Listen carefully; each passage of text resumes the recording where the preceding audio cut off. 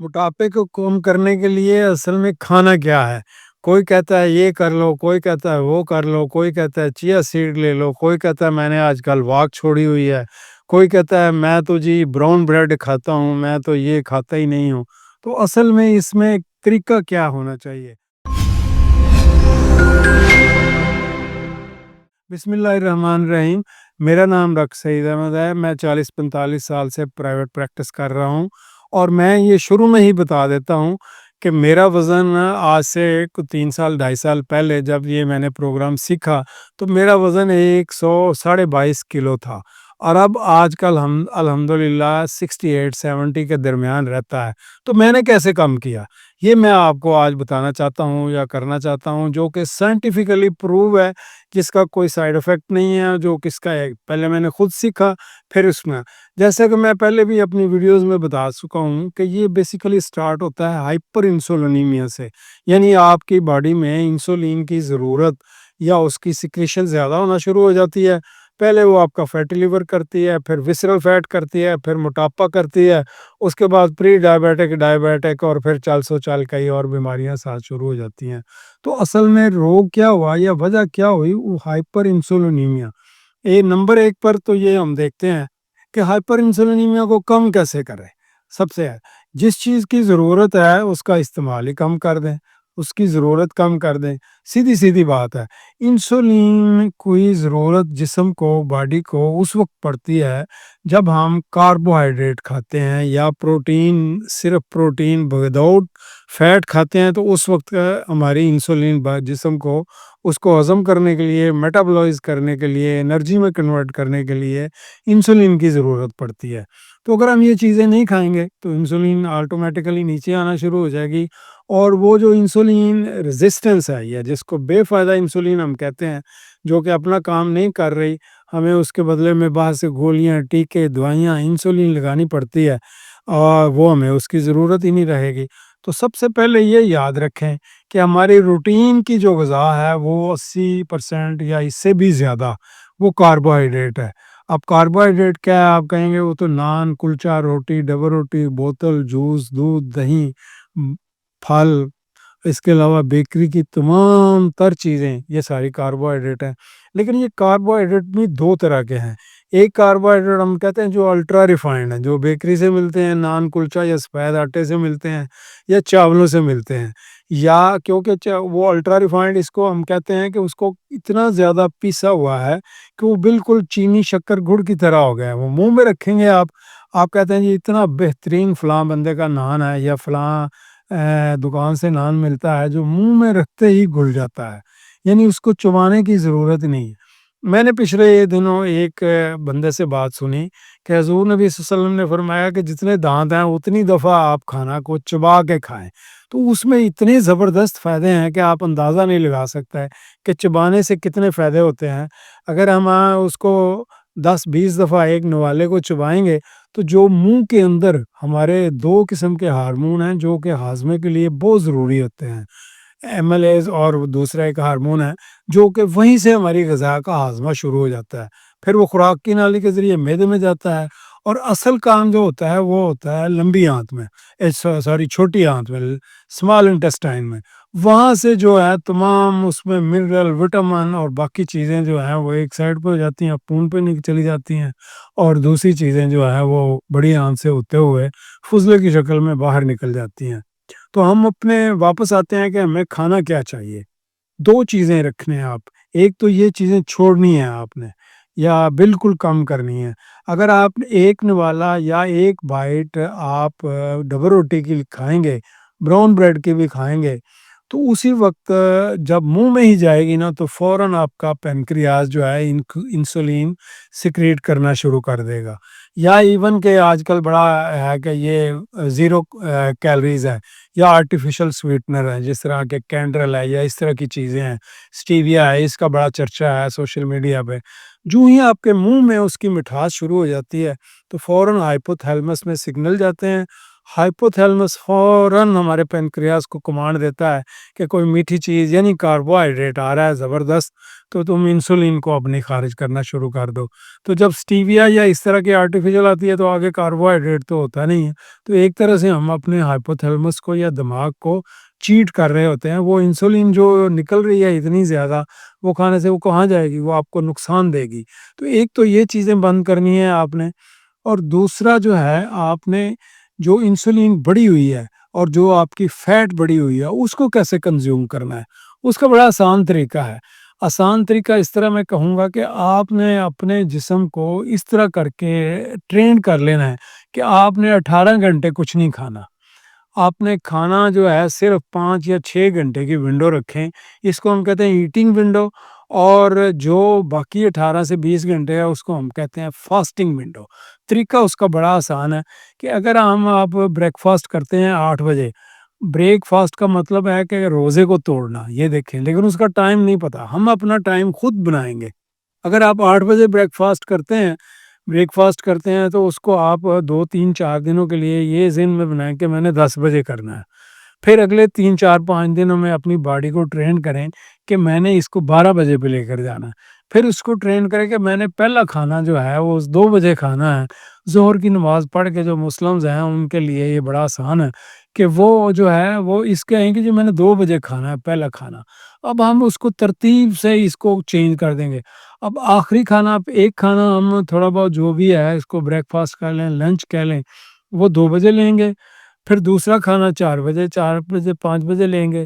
تیسرا اور دن کا آخری میل جو ہے وہ 7 8 بجے لیں گے۔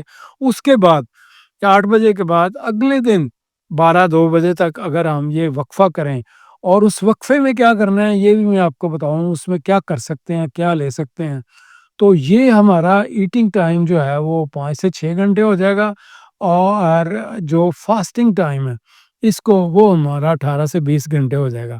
وہ ضروری کیوں ہے؟ اس میں ضروری اس لیے ہے، سائنٹیفکلی یہ ضروری ہے کہ جو ہم کھانا کھاتے ہیں 4 سے 5 گھنٹے یا 6 گھنٹے اس کو لگتے ہیں۔ 6 گھنٹے جو ہمارے لیور میں اور پٹھوں کے اندر گلوکوز یا کاربوہائیڈریٹ موجود ہے وہ کنزیوم ہوتا ہے۔ 6 گھنٹے کے بعد اگلے 6 گھنٹے جو ہے نا ہمارے اندر سیل کے اندر ایک لائسوسوم جگہ ہے بنائی ہوئی ہے اللہ میاں نے، جو کہ ہمارے ڈیمیج پارٹیکلز یا پروٹینز یا وائرسز، بیکٹیریا، فنگس جو ہے اس میں وہ اس کا کام ہی یہ ہوتا ہے کہ اس طرح کی چیزوں کو اپنے اندر جمع کر لینا۔ تو آٹوفیجی شروع ہو جاتی ہے۔ آٹوفیجی کا مطلب ہوتا ہے کہ وہ ڈیمیج پروٹین جو ہے وہ قابل استعمال بننا شروع ہو جاتی ہے۔ تو اگلے 5 6 گھنٹے یعنی 18 گھنٹے آپ کے اس طرح شروع ہو گئے آٹوفیجی کے بعد۔ 18 گھنٹے کے بعد آپ کی فیٹ کی باری آنی ہے۔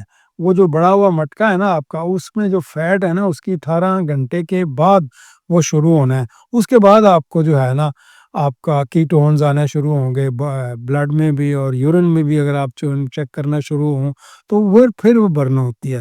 اس لیے ہمیں فاسٹنگ جو ہے نا 18 سے 20 گھنٹے کی رکھنا بہت ضروری ہے۔ عام طور پہ جو شروع کرتے ہیں لوگ ان کی اگلے دن یا 36 گھنٹے کی فاسٹنگ کے بعد شروع ہوتی ہے، لیکن جو روزانہ 18 سے 20 گھنٹے کرتے ہیں فاسٹنگ، ان کی تھوڑی روزانہ ہوتی رہتی ہے۔ اس کو چیک کرنے کا بھی ایک بہت مزیدار طریقہ ہے، وہ یہ ہے کہ آپ جب 2 یا 3 دن آپ فاسٹنگ کر لیں، لانگ فاسٹنگ ہم کہتے ہیں اس کو، 18 یا 20 گھنٹے کی، تو اپنا یورین چیک کرائیں۔ تو آپ کے یورین میں، حالانکہ آپ نے کوئی ایسی دوائی نہیں کھائی، لیکن آپ کے یورین میں شوگر جو ہے وہ 3+ آنا شروع ہو جائے گی۔ وہ کہاں سے آتی ہے؟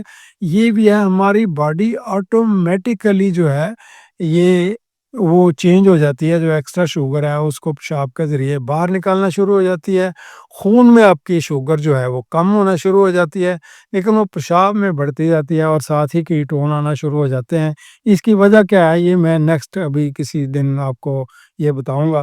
دوسرا طریقہ، جب ہم فاسٹنگ کرتے ہیں، جب ہم نے کچھ نہیں کھانا، تو اس وقت کیا کرنا ہے؟ اس وقت آپ سب سے زیادہ ضروری جو ہے وہ نیمبو پانی ہے، نمکین۔ میں یہ 3 سے 4 نیمبو آپ 1 یا 1.5 لیٹر کی بوتل میں ڈالیں۔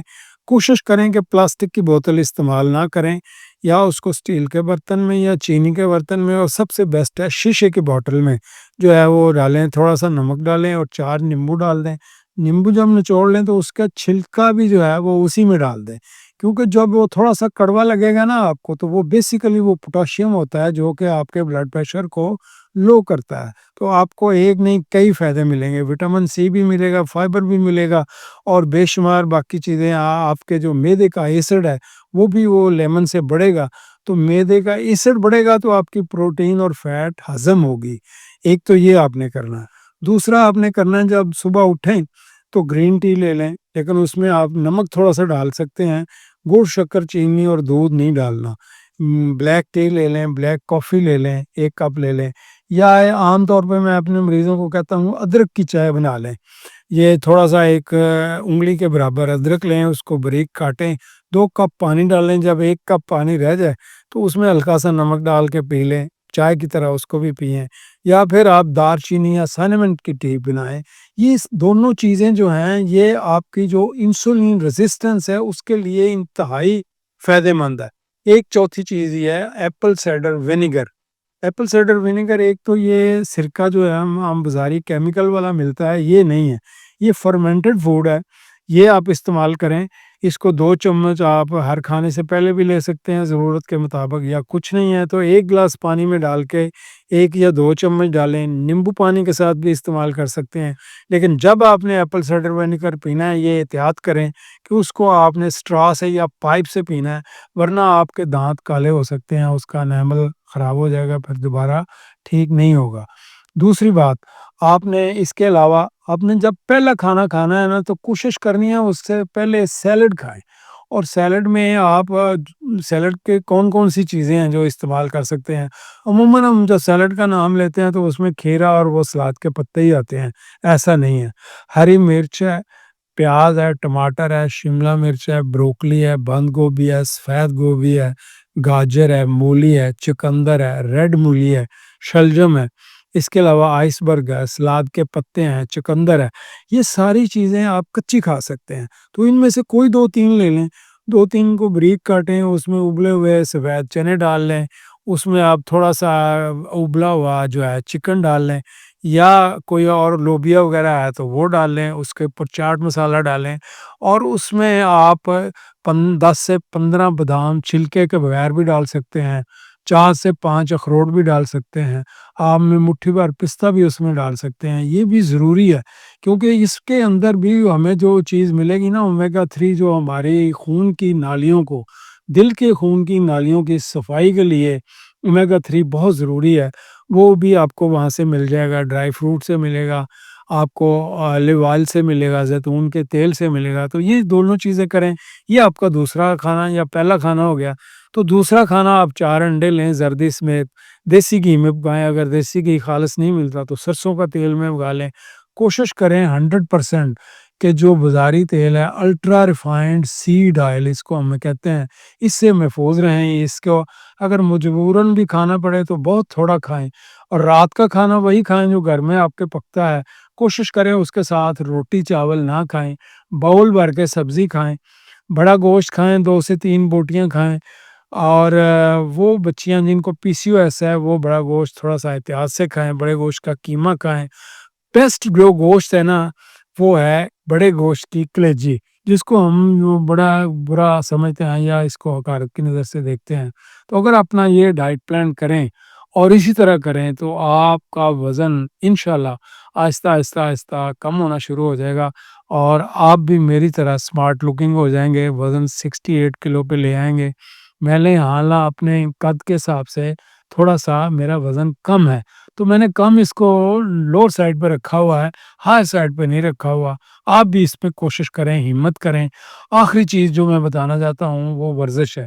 عام طور پہ میں گھر کی خواتین کو اور مردوں کو یہ کہتا ہوں کہ آپ جب نماز پڑھیں اس کے بعد 10 منٹ 15 منٹ اپنی گلی میں، گھر میں، چھت میں، کمرے میں ضرور واک کریں، اور وہ واک جو ہے اگر 5 ٹائم کریں گے تو 75 منٹ کے کم از کم بن جائے گی، وہ آپ کی ڈیلی ریکوائرمنٹ پوری ہو جائے گی۔ حالانکہ یہ ذہن میں نہ رکھ کے کریں گے، اس سے آپ کی کوئی موٹاپے میں کوئی فرق پڑ جائے گا، شوگر میں فرق پڑ جائے گا، بلڈ پریشر میں فرق پڑ جائے گا، وہ اسی صورت میں پڑنا ہے۔ جو دوائیاں بناتی ہیں کمپنیز وہ بھی کہتی ہیں کہ اگر آپ اپنا 10% ویٹ اب کم کر لیں، اگر کسی کا وزن 100 کلو ہے اور 10 کلو وہ آپ اپنا وزن کم کر لے تو اس کا 35% رسک آف جو ہے نا ڈائبٹیز یا دل کی بیماریوں کا، گردے کی بیماریوں کا کم ہو جاتا ہے۔ تو یہ کتنا آسان طریقہ ہے اور کتنا اچھا طریقہ ہے، اس سے کوئی آپ کا جو ہے نقصان نہیں ہے۔ خدا حافظ۔